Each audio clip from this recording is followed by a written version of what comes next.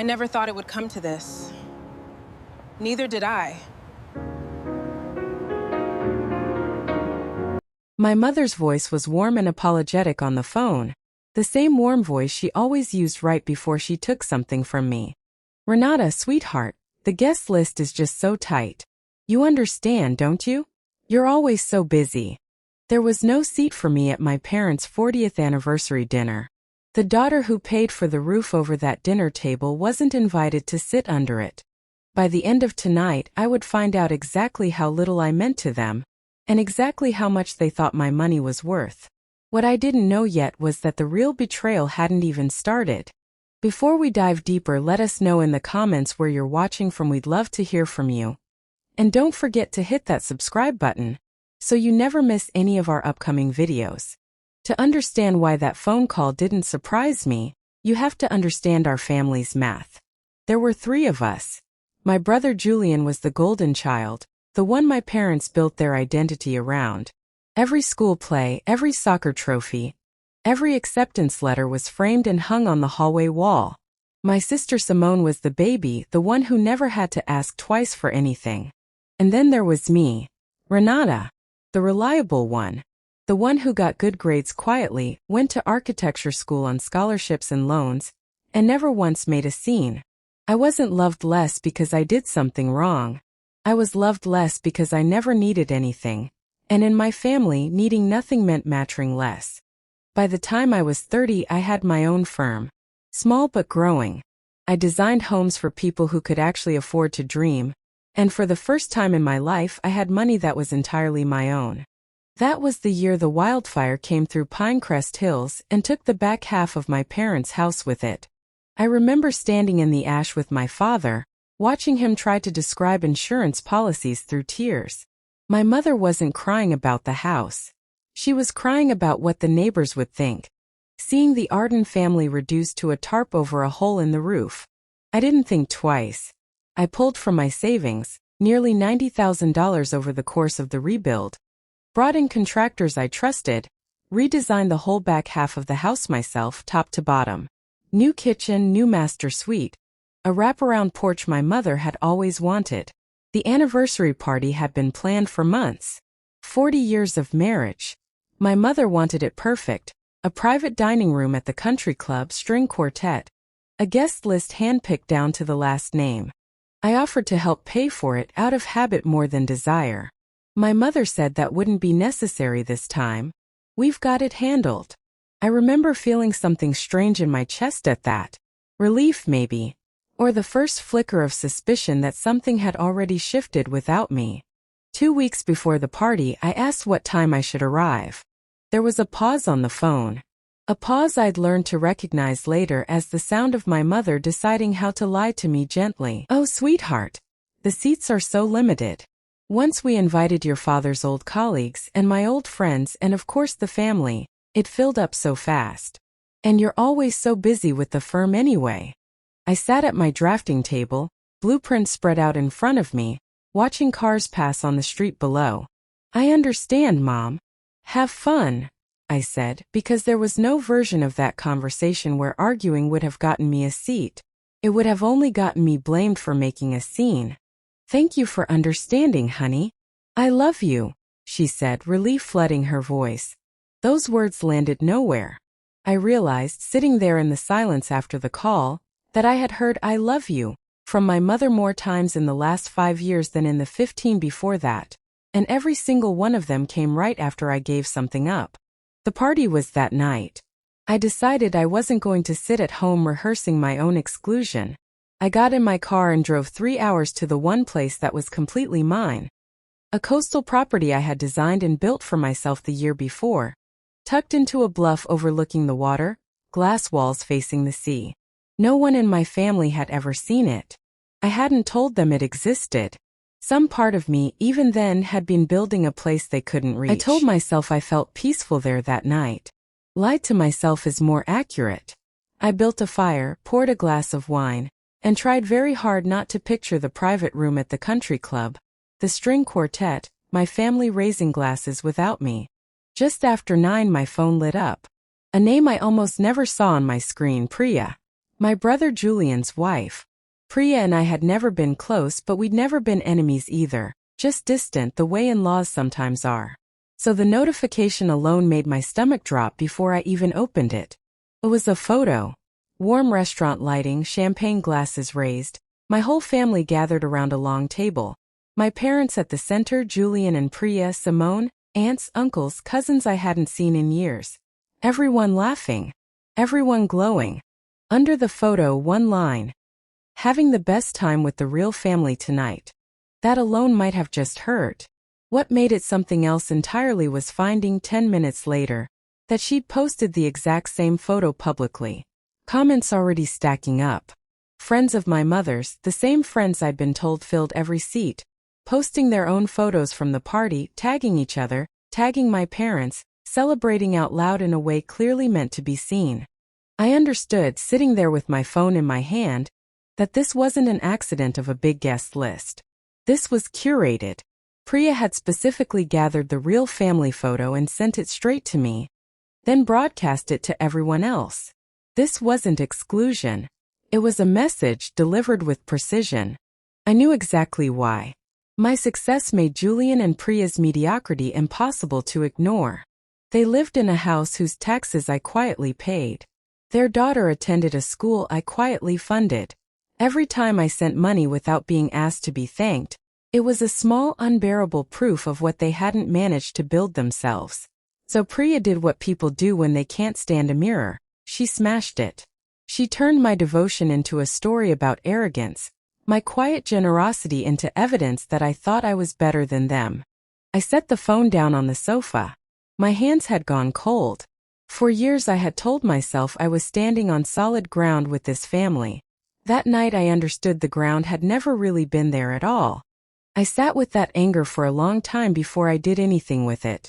Long enough to remember other nights like this one. Simone's college graduation party where she, not even the guest of honor at her own event technically, since two other students shared the stage, wore the most expensive dress in the room and handed champagne to friends I'd paid to feed. Julian, asking for help with a down payment on a car, to keep up with Priya's friends. Phrasing it like it was obvious I'd say yes. My mother, standing in the kitchen I had personally redesigned after the fire, saying without a flicker of shame, "We really need something more elegant if we're going to host people here. This just won't do." I understood finally that my devotion had never filled anything up. It had only made the hole bigger because the more I gave, the more natural it became to expect it. I opened my laptop. My hands hovered over the keyboard, and the first draft that came out of me was pure heat. "I'm done being your ATM." I deleted it. Has anyone in this family ever once thanked me for anything? Deleted that too. I understood, even in that state, that emotional words would only hand them a story where I was the unstable one, the dramatic one, the daughter who snapped. What I needed instead was something they couldn't spin. Just facts. Just a line in the sand. I chose a few photos from the house, the glass wall facing the dark water, the fire still glowing behind me, the pool lit up against the night, a place they knew nothing about, a place built entirely without their help. Then calmly I wrote, "To my parents, congratulations on 40 years. For 5 years I've quietly covered your property taxes, your medical insurance, and my niece's tuition. Tonight at your anniversary there wasn't a seat for me, so I'll be spending it somewhere I built myself. As of today that financial support ends. All of it." I read it twice. I posted it. The second I pressed the button, I felt something in my chest let go that had been clenched for 5 years. I could breathe in a way I hadn't in longer than I wanted to admit. It took 5 minutes for Priya's triumphant photo to disappear from her public page. It took a few hours for the sound of tires on gravel to reach my door. I opened it to find my entire family standing on the porch, wrinkled party clothes, faces caught somewhere between fury and confusion. My mother stood at the front. "Renata, why would you do something like this? Were you trying to humiliate us in front of everyone?" Priya, right behind her, sharper. "You ruined the party. Do you understand that?" My father and Julian stood further back, silent, the way they always did when my mother was doing the talking for the family. Simone held up her phone like it was evidence in a trial. "I've always wondered what you were spending your money on instead of us. So I turned on location sharing on your phone months ago. Every weekend your signal disappeared out near the coast. I knew something was off. I just never thought it was this." That detail landed harder than anything else that night. The quiet realization that they'd been tracking me, watching my movements, treating my privacy as something they were entitled to. But as they kept talking, their eyes started drifting past me, past the doorway into the house, the floor-to-ceiling glass, the clean, deliberate furniture, the pool glowing beyond it, stretching toward the dark water. Their voices trailed off one by one. My mother recovered first, and what replaced her anger wasn't remorse. It was hunger. "Renata," she said, stepping forward, gripping my arm, tears rising fast and convenient. "We had no idea you were living like this. Let us stay here with you. We're family after all." I looked at each of their faces. My mother's naked greed, Priya's mix of envy and shock, my father and Julian still trying to catch up to what was happening. I pulled my arm free. "Family," I repeated. "A few hours ago I got a message telling me I wasn't part of the real family. So which is it?" No one answered. I told them plainly. The financial support ended as of that post, all of it permanently. I told them this house was mine, built from what was left after years of covering their lives, and that none of them had any right to set foot on the property. Then I closed the door slowly, deliberately, while my mother was still mid-sentence. I stood on the other side of it and listened to their voices fade from shouting to arguing with each other to finally, eventually, the sound of engines pulling away. The next morning I started doing something I should have done years earlier. I started paying attention to my own paperwork. Sorting through mail that had been forwarding to me for weeks, I found a thick envelope from a bank I had never used. Oak Ridge National Trust. My name on the front. My stomach went cold before I'd even opened it. I called an attorney a colleague had recommended months earlier for an unrelated contract dispute. Foster Bramwell, a calm, precise man who specialized in real estate and financial fraud. I explained the anniversary, the photo, the confrontation on my porch. He listened without interrupting, then said, in a voice with no judgment in it at all, "Renata, you are not only morally in the right here. You're legally in the right too. Ending voluntary financial support isn't a legal issue. It never was. As for the trespassing and threats last night, we'll file for a restraining order immediately." Then I told him about the envelope. There was a pause on his end, the sound of a careful man recalculating. "Open it. Tell me exactly what it says." Inside was a refinance agreement on my name, my signature, and my parents' rebuilt house. A house I had paid to construct but never legally owned. A loan I had never applied for, never signed, never even heard of, taken out 2 months earlier. "That's not a family dispute anymore," Bramwell said, his voice sharpening for the first time. "That's fraud. We need facts before anything else. Call the bank. Request the timestamp, the IP address, and the verification method on that signature. I'll follow up officially, but you'll get faster answers directly." There was a pause on his end, the sound of a careful man recalculating. "Open it. Tell me exactly what it says." Inside was a refinance agreement on my name, my signature, and my parents' rebuilt house. A house I had paid to construct but never legally owned. A loan I had never applied for, never signed, never even heard of, taken out 2 months earlier. "That's not a family dispute anymore," Bramwell said, his voice sharpening for the first time. "That's fraud. We need facts before anything else. Call the bank. Request the timestamp, the IP address, and the verification method on that signature. I'll follow up officially, but you'll get faster answers directly." I called Oak Ridge's fraud department that afternoon. I could hear the investigator's tone shift as I explained the situation, polite concern sliding into something more careful. A few hours later they called back.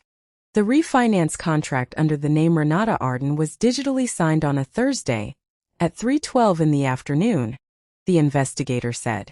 The IP address matches a residential connection registered to an address in Pinecrest Hills. My parents' address. During signing, A two-factor verification code was sent to the mobile number on file for identity confirmation. That number ends in 4127. I knew that number. It was Simone's. I sat with the phone in my hand long after the call ended, doing the math I didn't want to do. At 3:12 that Thursday, I had been in a conference room 3 states away, presenting a design to a client. I had the meeting invite, the sign-in sheet, a dozen witnesses. Meanwhile, in the house I had rebuilt with my own money, my sister had typed a verification code into a form that stole $140,000 against my name, and my parents had either watched her do it or asked her to. The house I'd saved from a wildfire had become the scene of the crime that nearly destroyed me. I didn't feel betrayed anymore. Betrayal has a shape you can still recognize as human. What I felt looking at that number was something colder, like staring at a version of my family I'd refused to see clearly for years, finally lit up under fluorescent light. Over the following weeks, I became someone I didn't fully recognize. Meticulous, unemotional, focused entirely on paperwork. I pulled 5 years of bank statements documenting every payment I'd made on their behalf.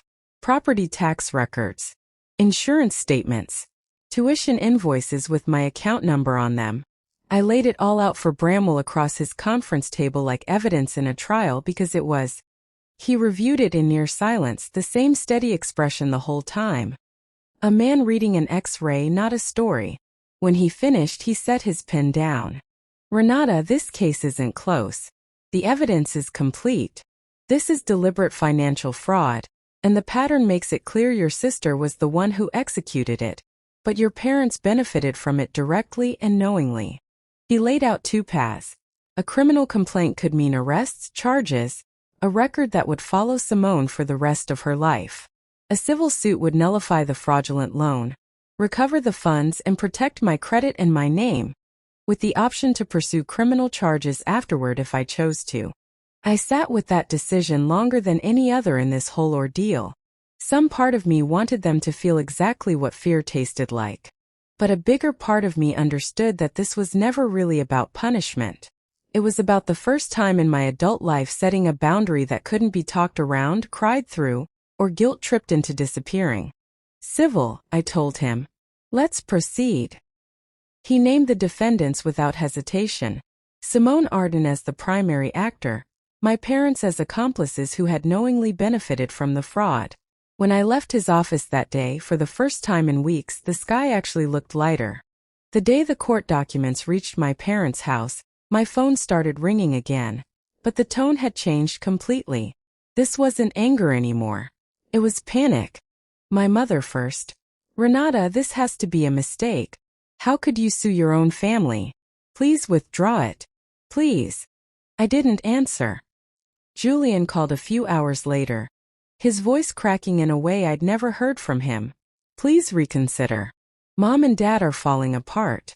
Priya says she never thought it would go this far. Simone won't leave her room. You're tearing this whole family apart. Something in me went very calm. I'm tearing it apart? Julian, have you ever once thought about where the money for your life came from? Priya's whole image, your daughter's school, all of it. Have you ever once considered that your comfort was built on what I was giving up? He didn't have an answer. He'd never had to because he'd never had to ask the question. That was the whole point of how our family worked. Some of us got asked what we needed, and some of us just got asked for money. I'm not withdrawing anything, I told him. This isn't something I did to the family. It's something the family built, one convenient call at a time. We'll see each other in court. I hung up, and that night I did one more thing. I went through every automatic payment I'd set up over 5 years and canceled every single one. The mortgage support, the insurance, the tuition transfers. 5 years of quietly funding their lives, undone with a few taps in under 10 minutes. I remember being almost unsettled by how easy it was. How something that had felt so permanent and immovable for so long had never really needed my permission to end. It had just needed my decision. Within a month, the cracks that money had been covering for years started showing through all at once. Mortgage delinquency notices arrived at Pinecrest Hills. My niece's private school sent a formal letter about unpaid tuition, threatening enrollment termination. My mother's calls turned to open begging. Please, Renata, just send us something just this once. Julian's turn to blame. My daughter might get expelled because of you. Not one apology. Not one moment of anyone asking what all of this had cost me. Then one afternoon Priya called, not to plead but to scream. Her voice was barely coherent, cracking between fury and panic. You've ruined everything, Renata. Our whole plan is falling apart because of you. The kids are humiliated. We're drowning in collection letters. Is this what you wanted? I let her finish. Every accusation, every insult. When she finally ran out of air, I said quietly, if it weren't for me, none of you would have been living the life you were living in the first place. I ended the call there. Her rage had no legal relevance, only the sound of someone realizing too late exactly how much of their life had never actually belonged to them. Months later, the courtroom brought all of us into the same room for the first time since the porch. My family looked nothing like the people from that anniversary photo. No polished dresses, no easy smiles. Gaunt, exhausted. Flanked by a court-appointed attorney who looked resigned before the hearing even began. Bramwell laid out the case with the same calm precision he'd shown from the start. Bank records, IP logs, the two-factor code tied directly to Simone's phone, 5 years of payment history establishing exactly what I had given and exactly what had been taken without my knowledge. Simone couldn't hold together a coherent answer under questioning. I don't remember exactly, she kept saying. I didn't mean for it to go this far. My parents sat with their heads down through most of it, offering nothing. Then Bramwell put 2 images on the courtroom screen side by side. Priya's public post, having the best time with the real family tonight, and the same photo, privately sent to me hours earlier with the same caption, timestamp, deliberate. The intent behind that night stopped being deniable the moment both images sat next to each other in front of a judge. The ruling, when it came, surprised no one who had actually looked at the evidence. By the following spring, the family that had once orchestrated a photo to erase me from their table had come apart in ways money could no longer paper over. Simone filed for bankruptcy. My parents lost the rebuilt house, the one I had personally designed down to the light fixtures, and left town quietly, without a forwarding address. Julian and Priya were pushed out of the neighborhood they'd spent years performing for, into a small apartment far from anything they used to boast about. Julian took whatever labor work he could find. Priya, who had once built an entire identity around appearances, took a job at a grocery store checkout counter. I heard most of this secondhand, through updates from Bramwell's office. Reading it felt like reading news from a country I no longer had citizenship in. He wrote to me once, almost apologetically. I know this isn't easy news, but it's simply the outcome of the choices they made. I didn't feel triumphant reading it. I didn't feel sorry either. I felt mostly like someone finally putting down a weight I'd been carrying so long I'd forgotten it wasn't supposed to be mine. Almost a year after that anniversary night, I was on my terrace with coffee, the ocean doing its slow, endless thing in front of me, when the gate intercom rang. The screen showed Priya, thinner, tired, wearing clothes that didn't fit the image she used to protect so carefully. She'd broken the restraining order just to stand at my gate. I pressed the button anyway. You know you're not supposed to be here.